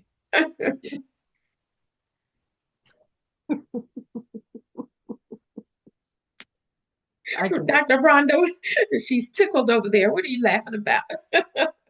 Well, What's your comment on TikTok? No, I'm laughing about a couple of things. I'm laughing, one, because I understand what you're saying. Mm-hmm.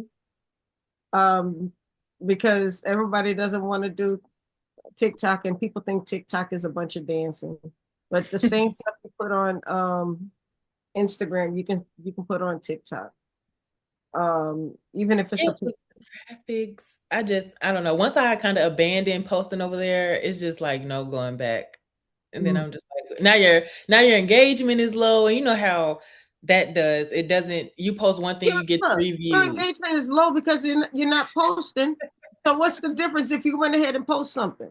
It's still You know gonna be what? low, You're right? right. I'm gonna make it a goal. What's today? Tuesday. I'm gonna make a post tomorrow on TikTok. I gotta figure out. I'll post about. I didn't even post about the new release. I don't think. I don't even think I posted about that on TikTok. What Not about on. Facebook? Are you Oh on? yes, Are you active I have on a large Facebook? following on Facebook. Yes. Even if Okay, two people liked it, that's two less. That's two more people than that's right. saw it. That's two more people than would have seen it if you didn't post anything. That is true. That's You are true. right. So tomorrow, okay, tomorrow I'm gonna post on TikTok. We're gonna be looking. I'm We're gonna be gonna post checking. it. I'm gonna tell Entice to go check. In fact, what's Oh your goodness, and TikTok? she's I'm gonna probably go look too. gonna text me or email me.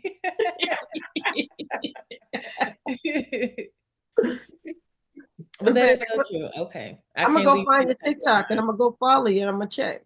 Yes, but and then if you look at the last post I put on there, I don't even remember. Like I just forget about the app. I truly do. Yeah, I'm gonna have to follow her on. I'm on Instagram, but I'm more active on Facebook. Oh, okay. And I do a little bit of TikTok, but I'm getting there. I have So I'm have to connect. now I have a platform that I use now is when I post to it and it'll post to all of my platforms at one time. Mm-hmm. That's the only way I'm able to do it now. I can't be going Okay. on different platforms and Mm-hmm. anymore. Mm-hmm. I think that's what takes the fun out of it because it becomes a job, like a task. It's like very tedious. They're trying to make it a job, and people don't want to do all of that. Talk about I already wrote the book. I'm trying to promote it the best I can. You gotta post 5 times a day, and you gotta like people's posts and watch it all the way through 15 minutes before you post and 15 minutes after, and then comment to you gotta thank everybody, reply to them. And I'm like, I don't feel like doing all of that. It's a lot. It is. Yeah, I get it. I totally get it. But it's okay. No complaining. I'm going to post tomorrow. We'll get those 2 people that see it. And then we're going to be okay. We're going to be okay. All right. I'm going to look for it too. Okay. And I'm going to be one of the 2. Good. Oh, see, there we go. I'm going to be the third. Look, Karen said she's going to be the 4th one. Okay, look, I'll take it. I'll take the 4. That's better than nothing. I'll take it. All right, BriAnn, show us your book one more time and remind us where we can find your book. You can find A Love Worth Forever at certain Walmart and on Amazon, or also at indie black bookstores. If you just search the title on Google, it'll pop up. I also have some available on my website. If you like signed copies, they ship normally same day or next day, depending on when you order. So yes, if you like contemporary romance, a slow burn by the readers, get into it. I'm very excited. So one last question from me. Okay.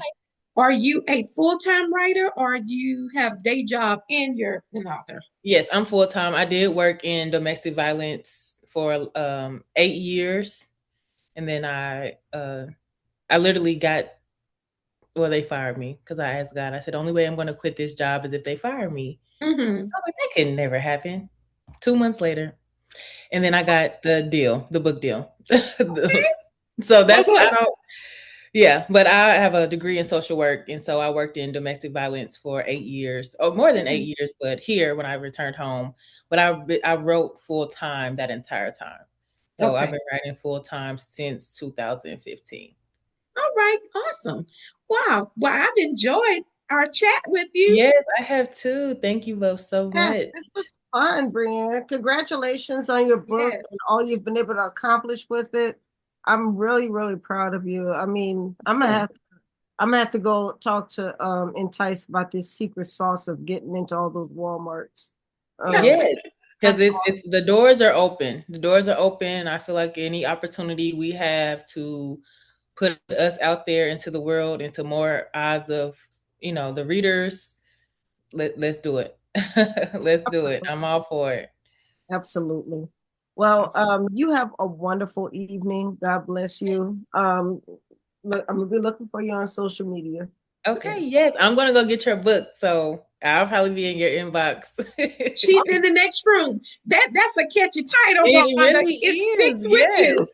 yes. That was my first book, and that was a long time ago. So I have other books, but you know what? Go on it. That's It's cool okay. too.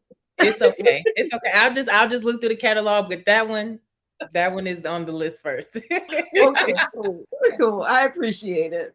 All right, but thank you. You have a wonderful evening. God bless You you. guys have a wonderful night too. Thank you. Keep doing what you're doing. Continued success and blessings to you. Yes, blessings. Thank you. Thank you. Bye-bye. Bye. All right, y'all. That was BriAnn Danae. That was a fun interview. It was. I enjoyed her. So Me now too. we're about to go into our last interview. She has been on the show before. She is always a hoot. Now, I don't know which one. I'm going to have to bring them both in because they both say Mary Monroe. Oh. So we're going to find out which one it is. All right. Oh, now she in the waiting room again. I don't know what Mary is doing. Mary?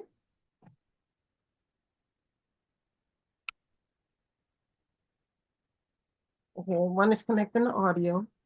Okay. Mary, Mary, why you bugging?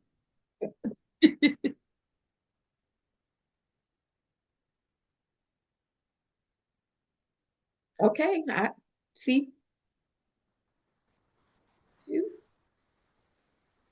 That two devices, huh? Yeah, and I don't know which is which. Hi, Mary. Can you hear us?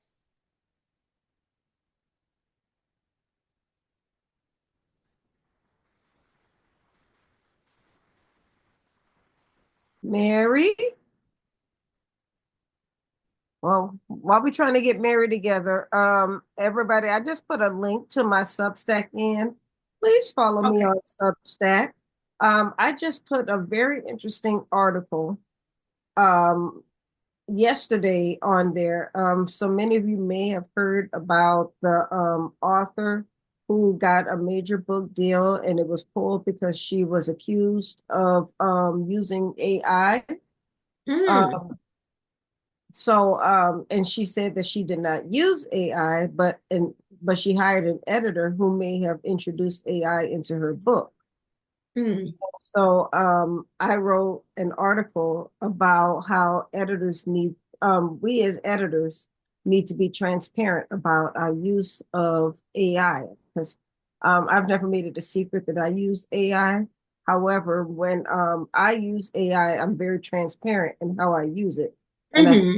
we as editors should be transparent in how we use it. And we should be careful in how we use this, especially when we're working with our clients' work, because Mm. that's other people's work that we're affecting.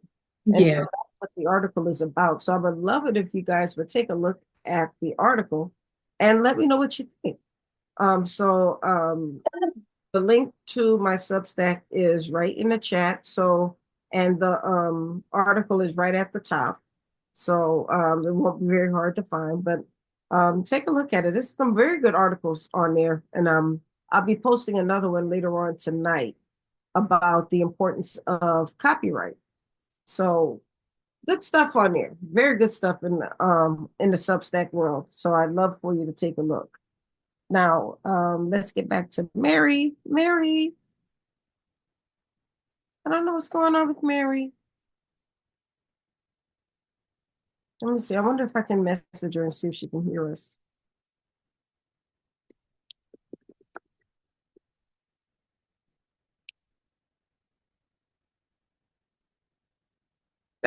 There she is. Mary, can you hear us? Hi, Mary. We can't hear you. You're muted. We can't hear you. She's not muted, but I don't think her audio is connected. Okay.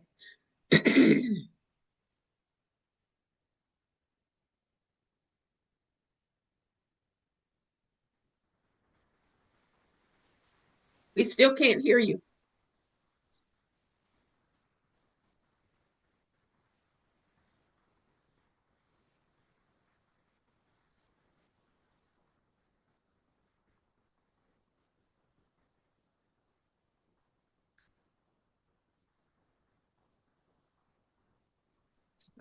Can you hear me now?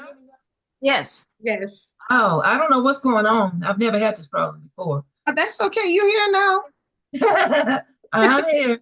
Hello and welcome.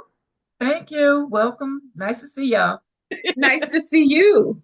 Uh-huh. Yeah, so Gwen had another engagement tonight. So you have me and Pamela Jarmon Wade tonight. Okay. That's fine. Well, congratulations on your new books. And now I'm gonna have to go back to Lexington, Alabama now, right? Yeah, and this is the last book set in Lexington, the sixth and the last book. So Oh, okay. Well, is this a totally separate story, but still? yeah, it's the first three books are connected. The Yes. last three are standalones. So this is a standalone story with all new characters. Yeah, I'm telling you, those twins messed my mind up. A lot of people said that. Okay. I was like, oh my goodness, no. I was so sad about those twins. Yeah. Well, a lot of people were surprised that, what happened, Yeah. the climax with the friend and the mix up and all Yeah, this we and can't that. we're not gonna tell the people what happened with the twins. Let them read it, huh? They have to read what happened to the twins. Okay. I hope they'll read it and enjoy it. Yes. But this Okay. new book is really gonna. So what happens in the new book? Well, okay, we all wonder. We all have friends, best friends, and sometimes you think you have a best friend, and that's not the case. At least it was, in my case. The best friend I had for like years and years and years turned out to be my worst enemy. And this book, the main character, Louise, is friends with somebody she grew up with, but she's not who she appears to be. And so she conspires with a slick gigolo to take advantage of the main character, who's a well-to-do businesswoman. She's a restaurant owner. And so they conspire to take advantage of her because she's doing pretty good, for the time period. And one of the few people in the town, especially Black, they have something and they have some money, and they want it. They want it all. But she has a surprise in store for them. Right Big now. time. I think you like being in Lexington, Alabama. I do, but it's time to end the series, because that was a series. And even though only the first three books were connected, it's still set in the same town, and some of the same locations are mentioned. But the next book, the one I'm working on now, is set in Georgia. So I had to move it over a state. I wanted to keep it in the South, and I want to keep it in that time period for now, because my readers seem to really like hearing about what it was like, or what we think it was like back during the Depression years. And so I'm going to stick with that for a while. There's a lot to be said. What time period is this final book? It's set in the same the Depression years. It starts in the 20s. So is it like so it's not really in succession, so to speak. It's kind of is it kind of happening at the same time? Yeah, the same time period. Yeah, the same time. But I guess what I'm trying to say is that it didn't happen after Hubert, so to speak. It's just kind of at the same time. Around the same time. Yeah, same years, that block of years. While he's over there doing his mess, These other characters are off doing their nest. The only connection is they're in the same little town, same time period. Gotcha. Mhm. I kind of like that. Like everybody has their own stuff going on all at one time. Yeah, you'd be surprised in a little bitty town, And somebody said, how could all this stuff be going on in one little country town? And I'm from a little country town, and I said, you'd be surprised. But do you have them I, at least pass each other? Like, like that. Does Hubert have like maybe drive past them as he's going to do his stuff or anything? No, I don't want to do that because I don't want to enter. The only connection was that some of the same restaurants are mentioned and the streets and the Fuller brothers of the Undertakers. They're mentioned in all of the books, but that's the only connection. Okay. Okay. Because that would be interesting. Have them like maybe drive past each other, or maybe they end up in the same I tried to restaurant. do that, but my editor said, no, we need to focus on, okay, Hubert and those people said they've had their story. Now let's focus on these people and let them have the spotlight. And so that's what I did. Their stories. That makes sense. That makes sense. Yeah. Mary, do you have your book? Huh? Go ahead, Rhonda. No, I was just gonna ask you, have you followed this story? These stories? I have not, but I've read some of her other books, so I'm familiar with her writing. Okay. Okay, good. This one, you got to read this series right here. Got to read this one? Okay. I was about. Is that I'd be scared to live in this little town. Do you have your book cover handy? Okay. Ain't that a gorgeous cover? Come over a little bit. She looked mean. No, this is what she looks like when she found out her best friend and her fiance were plotting against her. That's the way anybody would look. No, worse than that. It was me. Oh, okay. Uh-huh. Nice. So she looks like a beautiful lady, though. Huh? Beautiful lady. But even the most beautiful people, the nicest, because this is nice, docile woman. But sometimes you don't know you have a dark side until people betray you, especially somebody you trusted and loved and was getting ready to marry, and you gave a job and you did all this and that, and you come to find out that the whole time they were plotting to take everything you had. Yeah, you'd be pretty mad, wouldn't you? Oh, absolutely. And believe me, they're gonna get what they got coming, what they deserve. And I know you know how to tell that story too. Better than anybody. Well, she can tell that story now. Oh, yes. Yeah, and I what I wanted to do was to grab people's attention right away, and so that's why the prologue starts with somebody sitting on death row, but you don't know who it is. You won't find out until you get to that part. Okay. So you know there's going to be some serious consequences there. Okay. All right. Well, I'm going to take Rhonda's advice. She said I got to read that series. So yeah, but you don't have to read the whole. I mean, if you want to start with Mrs. Wiggins, the first book, okay, that's okay. But then you have to read the two books that are part of that Wiggins family story for the whole thing to make sense to you. But if you started with this book, it would make sense to you because it's all new characters. It's a standalone book. Okay. Like the twins. It's the story with the twins.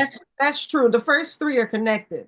But the second three are standalone stories. They just happen to take place in the same town. Right. So you don't have to read them in order per se. The first three you should read in order though. Right. Okay, gotcha. Gotcha.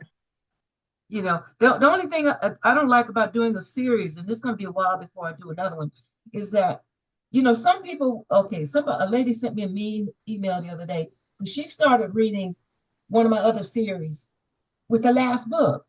And it was a 3-book series. So the story didn't make the third book didn't make any sense to her. And so she gave me a bad review for that. And I told her, I said, well, if you're reading books out of sequence, what do you expect? A lot of things are not going to make sense to you, Right. So, wow. Well, I hate to hear that she gave you a bad review because I know you're an awesome writer. So she said that I was talking about stuff that I don't remember this and I don't remember that. And I thought, that was your fault, lady. I told her in a nice way. I said, this is the third book in a 3-book series. And you don't know anything about these characters as to how they ended up the way they did unless you read the first two books. Right. So she said she was going to go back and read the first two. So we'll see. Well, let's see if she fixes her review when she Yeah. You know, that's the thing. The one thing I don't like about reviews is sometimes people, you get good reviews, you get, you know, bad reviews and so on. And I can deal with that. But I don't like getting a bad review when somebody has it all wrong. Somebody gave me a bad review because they confused me with another author with the same name. Oh yeah. You know, and I said, well, I'll be damned. You know, and then you can't clean up all this stuff. And so you just hope that your real readers know, well, wait a minute, that doesn't mean her, you know. Well, So, you have a large following though. yeah, but you know what? There are 3 other Mary Monroes. 3. I just I found didn't know out. it was 3 others. Well, I knew about the I mean, other 2. one. I Uh-huh. knew about the romance writer because, Okay. you know, she gets my emails, I get her emails, and people, they look at the picture and still think, well, why are you writing a story about white folks? I didn't write that. That was the other Mary Monroe. And then another one, I just met her. Well, I met her virtually. She's in Florida. She wrote a book called Crazy White Girl. And somebody went on and reviewed it and said, I don't know what happened to Mary Monroe. You know, after the Upper Room and Mama Ruby, and now she's writing this crap and whatnot, whatnot. And I said, well, dang, that wasn't even close. Wasn't even me. Wow. Well, it's interesting that out of the other Mary Monroes, nobody used a middle initial or anything to try to set themselves apart. No, the other Mary Monroe, the main one, her name is Mary Alice Monroe. And she uses the full name name. is also Alice. Oh, okay. And some of the people I went to school with know that my middle name is Alice. And so when they saw books by Mary Alice Monroe, they assumed it was me. And they started, this is in my hometown, telling my brother, why is she writing about white folks? You know, all these characters are white. That's not like her. And that's not me. That's the other Mary. So I don't use Alice. I don't use my middle name. I just go by Mary Monroe. But the 2 other Mary Monroes just go by Mary Monroe. And you know, you can't control certain things, and so you just do what you do, and that's true. Best, yeah, you know. Just don't lose any sleep over it now. Right. I don't. I used to, but I got used to it, and I said, well, it's their fault if they can go back and figure it out, because I've been confused by some authors. I'm still a fan of James Patterson, and I picked up a book by somebody else named James Patterson, and I said, what the heck is this? I didn't know there was another author named James Patterson. Well, he's not very well known, obviously. He was some, I think he just went away, and I never saw his name again. But I assumed it was, I say the real James Patterson, but the one that I'm familiar with. And I'm I've added his book that he has, his collaboration with Viola Davis. Oh yeah, I've added that to my list. That's what I just started reading. I just started reading. Did you? Yeah. Okay. I'm gonna definitely read that. Yeah. Well, I've read so many of his books. I'm listening to it on audio. I mean, I'm saying I'm reading. Oh, you like audio books? Yeah. Me too, if I'm driving. Yeah. Yeah, I do a lot of driving and walking. So I do audiobooks. Yeah. I love audiobooks. Me too. Really love them. If Gwen were here, she would go on a soliloquy about how she doesn't like audiobooks, but I like audiobooks. I do too. They put her to sleep. Well, I'm not saying I don't like them, because I haven't tried them yet, but now I'm going to try them. But I still love the feel of a book in my hands. Me too. But I'm going to give the audiobooks a try. I'm glad you said that, because some of my newer books are coming out on ebooks. You know, people have the Kindle and the whatever they use, device that they use. And so a lot of bookstores aren't ordering books like they used to. You know, for me, I would rather either an audio book or a regular book. In your head, right? I can't concentrate with an ebook. Because I try to read it on my phone and I'm like, no. The only time I can read an ebook is when I go get my nails done. Yeah. I'll set it up on the little stand, and then I can just read the ebook while I'm getting my nails done. That's the only time I can read an ebook. That would be difficult for me. Ebook. No. You know, because I have a library that I started 30 something years ago. It's real old books, original books with autographs of James Baldwin and greats like that. And so I look at them sometimes and say, you know, this is so wonderful. You can't do that with the ebook. Right. And so, or an audio book, but I like them all, but I prefer the book, you know, the hard copy or the paperback edition of the book. Yeah. Yep. I have your library, I'm sure, is a lot bigger than mine, but I do all of my autographed books. I treasure them and I don't get rid of them. Some books, you know, if it's not autographed and I read it, and if it's not a keeper, I will share it with, you know, other friends who are readers. But my autographed books, I don't let those go. And you know, I remember the very first book I got signed by Terry McMillan. At the Shrine of the Black Madonna here in Houston. I stood in line a long time to get into the, you know, the room. It was so crowded. You know, everybody wanted to see her then. And, you know, so I, you know, that book and the books by Elian Harris and Brenda Jackson and a whole lot of people, they're keepers. I can't let them go. So they're on my shelf. Well, I'll keep them forever. I learned the hard way not to lend my autographed books. Because I let some guy. You will never get it back. No, I had an autographed copy of Giovanni's Room. Okay, James Baldwin's first book, I think it was his first book. And I let the guy that I was seeing at the time borrow it. He never brought it back. And it was so bitter. It was such a bitter breakup. And I called, hey, he'd be calling me. I just want my book back. I don't want you. Just give it. You can go to HELL. I care. But, you know, and not just people, and then he never even read it. But I have friends who don't buy books, they borrow books, and then they keep them. Well, the two things that I have experienced that you never get back are books and umbrellas. And money. And money. Yes. Yeah, and money. Yes. Well, look, Rhonda, you said she was a hoot. She is. I told you. I have lent money to almost every relatives I didn't even know I had. And you know, the sad thing about it is that they don't read my books. They think everything, you know, we're talking about old country people, you know, or people from the deep small town, whatever. And they think, oh, everything you need to know is in the Bible. And every time I tell them I have a new book coming out, they act like they're hearing it for the first time. You still writing books? You still don't have a real job?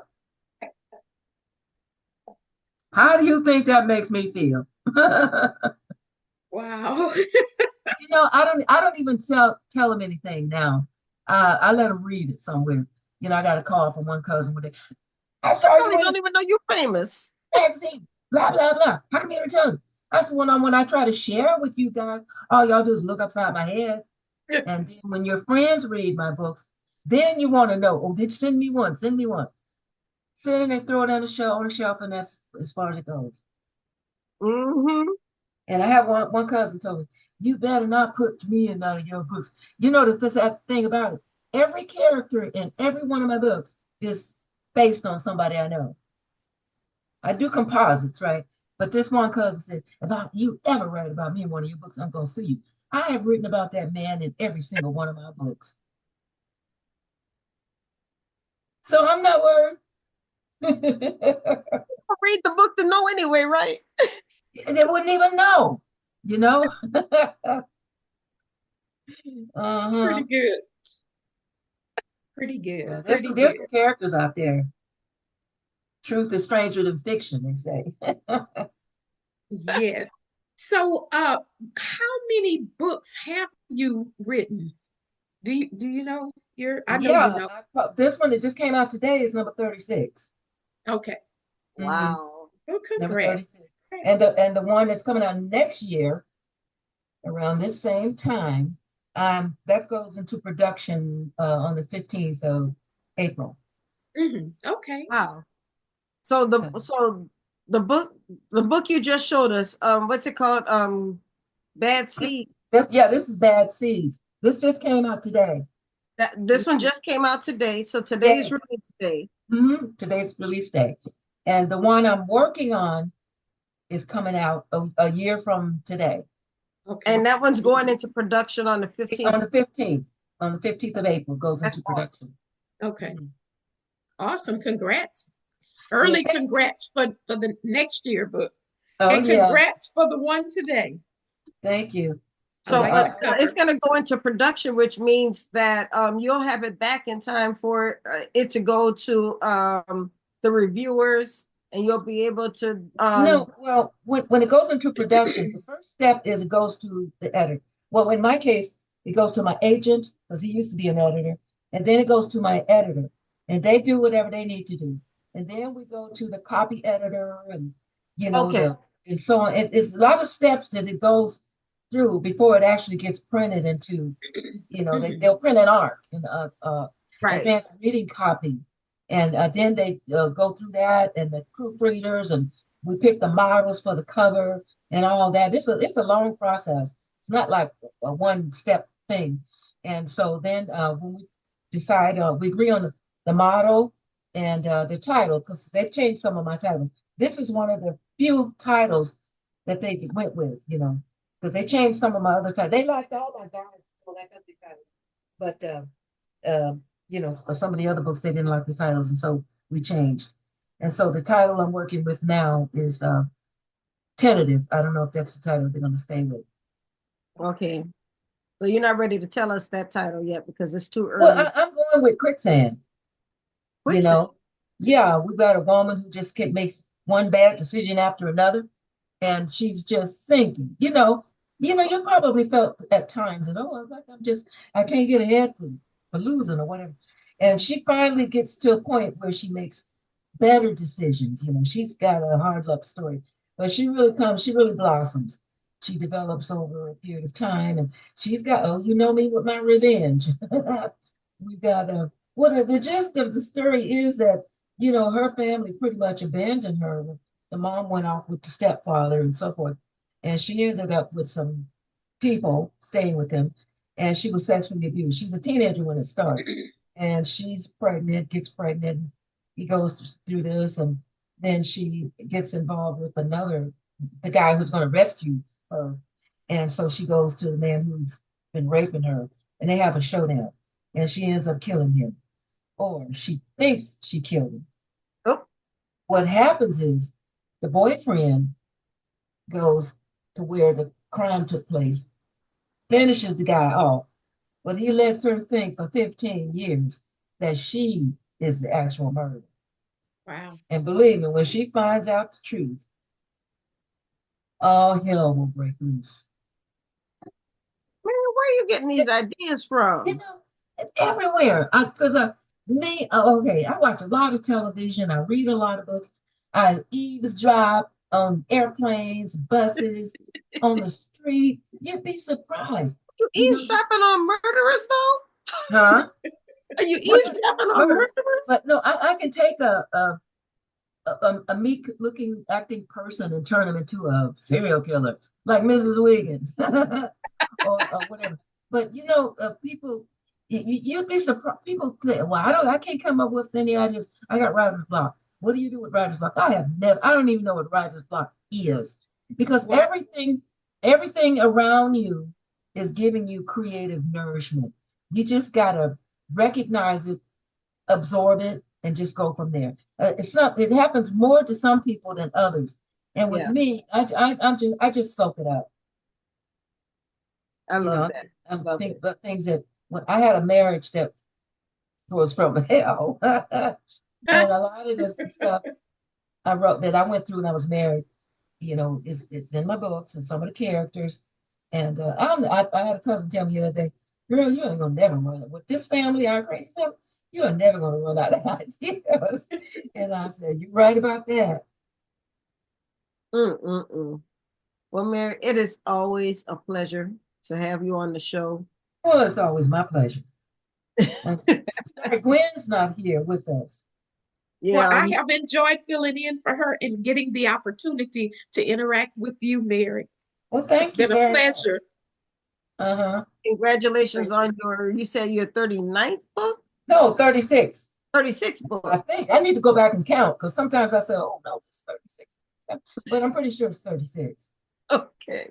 But congratulations, though, and congratulations Yes. on release date. Yes, Thank you. I congrats. appreciate that. All right. Thank y'all for thinking of me. Oh, absolutely. And we did put the link in the chat, so everybody go out and let's make this a bestseller on its first day. Thank you very much. All I right. appreciate that. You have a great night. Okay, y'all too. But Have bye-bye. a good one. Okay, Thank I'll see you later. All right, y'all. This was another great show. Thank you all for joining us tonight. And thank you, Pam, for joining me tonight. You were a fun hostess. My pleasure. I enjoyed it. This was a fun show. So everybody, thank you all. You were a great audience. We will be back next week. Gwen will be back as well. I know we won't see you before Easter, so I just want to tell everybody happy Resurrection Sunday, happy Easter. God bless you. I hope you enjoy the rest of your Holy Week. And if you are in the Northern Virginia area, I will be having a book signing on Saturday at Blend Coffee Shop. It's a coffee bar, and I would love to see you there. It's going to be in Ashburn, Virginia, and it's from noon until 5. So I'd love to see you there. If you check out any of my social media, you'll be able to see the flyer and get more information. And don't forget to click my Substack link so you can get more information about that editors and AI usage that I was just talking about a little bit earlier. Pam, do you have any book signings or anything you'd like to plug very quickly? Oh, well, I will say, yes, I will be in Austin at the Texas Book Festival coming up. And of course, I will be at the National Black Book Festival in October. And with Dr. Rhonda just mentioning that we are in Holy Week, coming up on Resurrection Sunday. Don't forget about my book, Prayer Seeds, Refresh, Renew, and just with the scriptures, the prayers, affirmations, and hey, grow more in the Word. And have a blessed Holy Week. And we enjoyed you all. Good night. All right, and that's all we have. Have a great night. Bye-bye. Bye-bye. Thank you for tuning in, and join us next Tuesday at 7 p.m. Central, 8 p.m. Eastern for another edition of Black Authors Matter TV.